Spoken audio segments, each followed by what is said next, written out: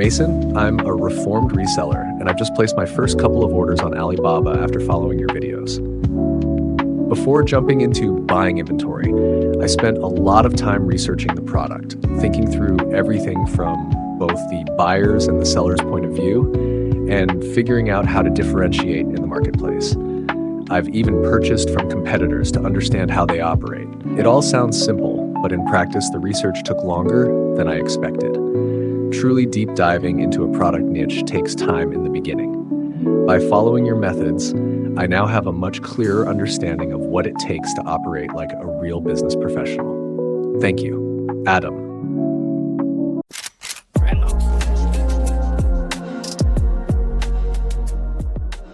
So when you're trying to build your business, and if you're not selling an abundant amount, it could be you need to change the lane in which you're in. This is also referred to as blue ocean strategy. If you're in a space and there's lots of competition, it's called the red ocean. Everybody's fighting for the same piece of business.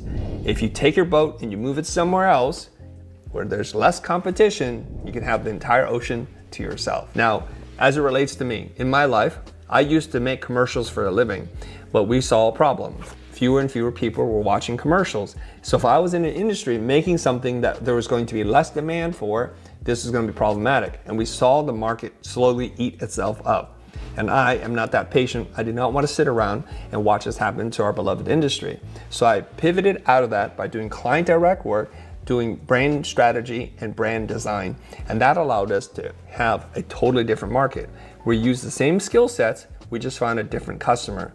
And that's how you apply positioning in your business. So what he's talking about is something I've covered in the past within my product innovation framework about positioning. At the time, I used an example product of a foot peel. Now, this is an item traditionally for the ladies, but there was one genius seller who decided to ask the manufacturer to make a slightly larger version and then remake the packaging in black and gold with masculine graphics of lions and dragons on them, and made tons of sales offering it in the men's self-care category because he had the whole ocean to himself. More about this concept later in today's sourcing strategy. But I want to first announce that all the software is back to normal and that the last patch of Chrome fixed everything, and we can all go back to doing everything on just Chrome without the Firefox workaround mentioned in episode 3, unless you prefer using Firefox. Now, I must reiterate that I want you all to get the Chrome extensions for Jungle and Keepa from the Chrome store, not Jungle Scout Catalyst. The extensions are free. You get 50 free searches, and when that runs out, just make another email, because keep it free until you find your first items. I will always teach you guys how to do business and keep the risk at a minimum. Okay, loungers, today's cookie cutter sourcing example was submitted by Rob the God. I'd like to give him a big shout out because this is exactly the kind of thing that I'd like to see in our community. He found a hot opportunity, an item with a high score, but it was out of his price range. Now, instead of keeping it to himself, he shared it with the rest of us. That's generosity. That's contribution. That's what makes this group valuable. If you see something that looks like a solid opportunity and it's not for you, maybe the price, maybe it's just not your thing, don't let that intel go to waste. Share it, post it, throw it out there. We might do an episode on it. Someone else might run with it, but everyone benefits. Learning isn't just about doing it yourself. It's about seeing the process, understanding the reasoning, and watching how others make decisions. Sharing opportunities like this creates value for the whole community. So Rob, thanks for setting the example. On to today's lesson.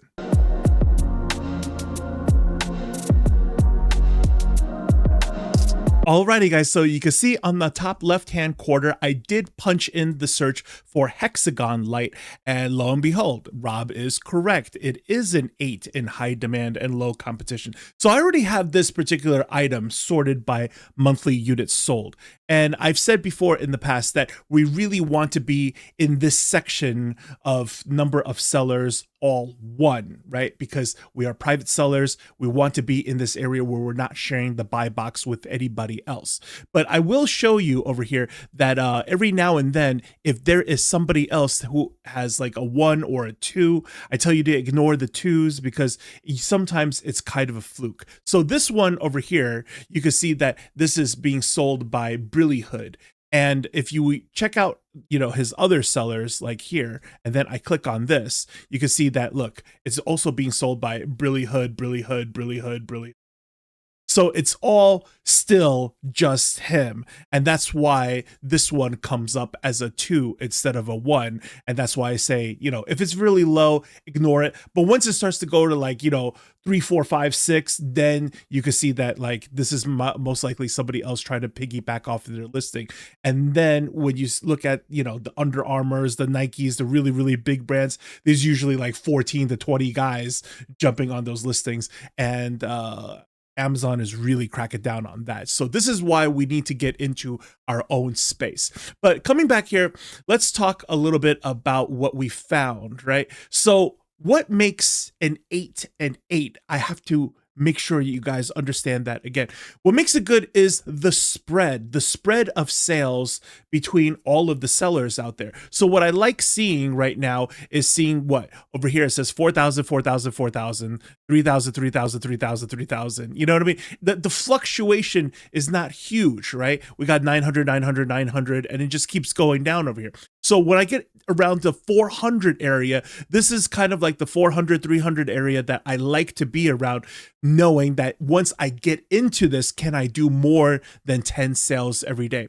So a couple of ones that I have picked out over here is this Hexagon one, right? Which is this company, which is called the Z Store. They got 317 sold, right? And doing $15,000 every single month in revenue. Not bad. And then I also like this iPacarin Hexagon garage one, which is 191 in commercial bay lighting, 337 units sold. And what I really love about this is that the guy hasn't been around for very long. This says about 25 days. Now, his main item is this one, the 5-piece hex one, right? So you can see that the way that they're selling these hexagon lights for the ceiling is 1, 2, 3, 4, 5, like, how many honeycombs that it puts out. But I do like the other variations that he has. Look, you got the 8X over here, and then he has the 14 one with the border, and then a 22 one over here, and they all look really crazy. And I love how it changes along with his AI photo over here, right? So it's like all matchy. It's very professional what he's doing. Definitely, I think that this item can be repositioned in many places, and this is exactly what we're talking about with the blue ocean strategy, right?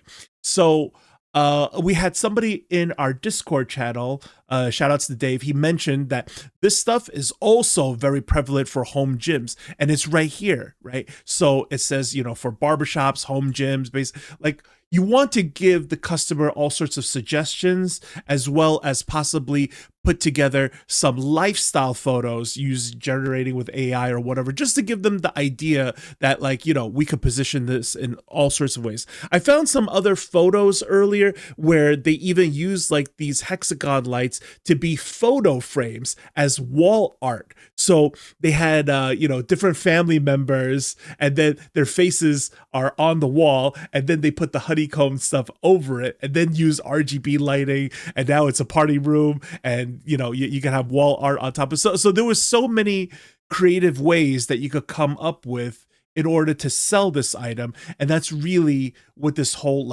positioning is all about that I'm talking about. Okay, so let's jump over to Alibaba to see the things that are available here. Now, I also noticed that other than the hexagon stuff for the ceiling lights, there's also like these types of hexagon panels. And to be honest, if you do a Jungle Scout search for them, they're doing pretty well as well. Generally like all sorts of lighting stuff is all ranked pretty well. The thing is, you have to think about what it's going to be like when you actually sell this thing, because you're going to initially sell this thing fulfilled by yourself first before the final destination of segueing it over to Amazon.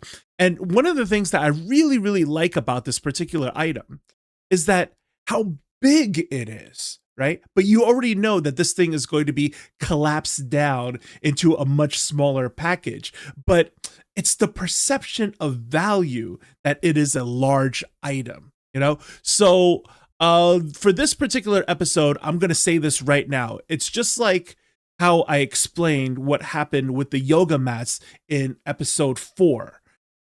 When you get into something, especially if you choose to work with me through pegasusblueprint.com, you can't just come to me and say, hey, Mason, I want to buy Hexagon lights. I'm going to be like, cool. Which ones? How many? What size?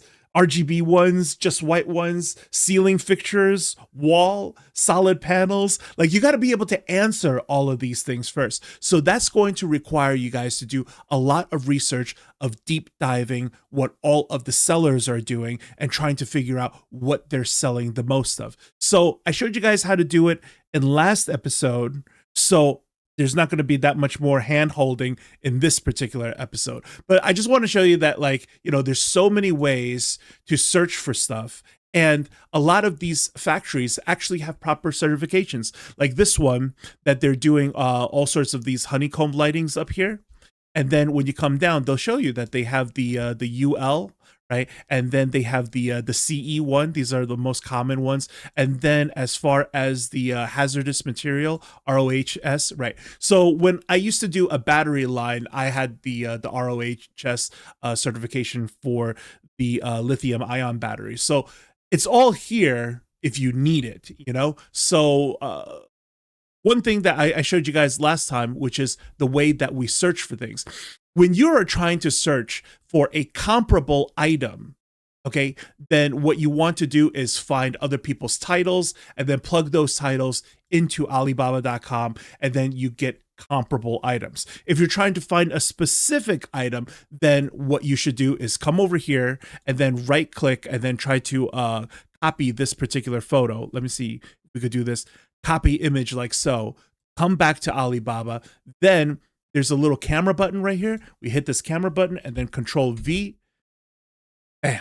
Let's see what happens. Right. Now we get, the exact item as close as possible to what we're looking for, so that now we could get proper, price quotes on how this stuff is sold. So you got to be able to do all of this research yourself, collect this data before you come and work with me. Otherwise, we have no specifics to move forward with. So what I love the most about this particular space is the idea that once you are getting into proper bulk buys, you have the quantities in order to get fancy with your listing and the way that you list stuff. And therefore, you could take your quantities and then list them into all different kinds of categories. So I love versatile items that can do that. So that is what the lesson is. The blue ocean strategy, repositioning so that you could buy one SKU of something and then sell it in multiple categories and have the quantities to support that.